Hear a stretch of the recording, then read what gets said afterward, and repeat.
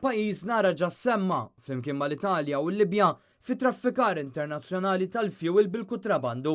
Dan hekk kif fl-Italja l-uffiċjali mill-Gwardja di Finanza ta' Varese skoprew it-traffikar ta' 29 miljun litru ta' fuel għal valur ta' madwar 44 miljun euro f'liema ħidma waslet ukoll għall-arrest ta' 5 persuni u sekwestru li laħħaq il-55 miljun euro fosthom 11 residenza, karozza, mutur u vapur ta' 14 metru. Dan apparti disponibiltajiet finanzjarji ta' madwar 1.4 miljun euro oħra. Jirriżulta li kienu żewġ kumpaniji li jmexxu dan it-traffikar tal-fuel illi wassal biex dawk arrestati se jaffrontaw akkużi ta' frodi fil-konfront tal-Istat anke fuq livell internazzjonali. L-ewwel investigazzjonijiet juru li l-flus mill-kummerċ ta' dan il-fuel kienu jinħbew fuq kummerċ inesistenti kif ukoll li ħbew jew erdu dokumentazzjoni relatata ma' dan il-kummerċ illegali.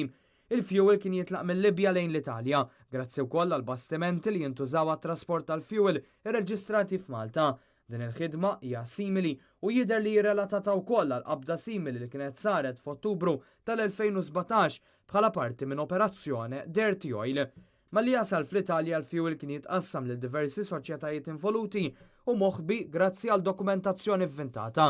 Dan kien iwassal għal beħ tal-fuel bi prezz irħas mis-suq la darba n-negozjanti kienu qed jiffrankaw it-taxxa.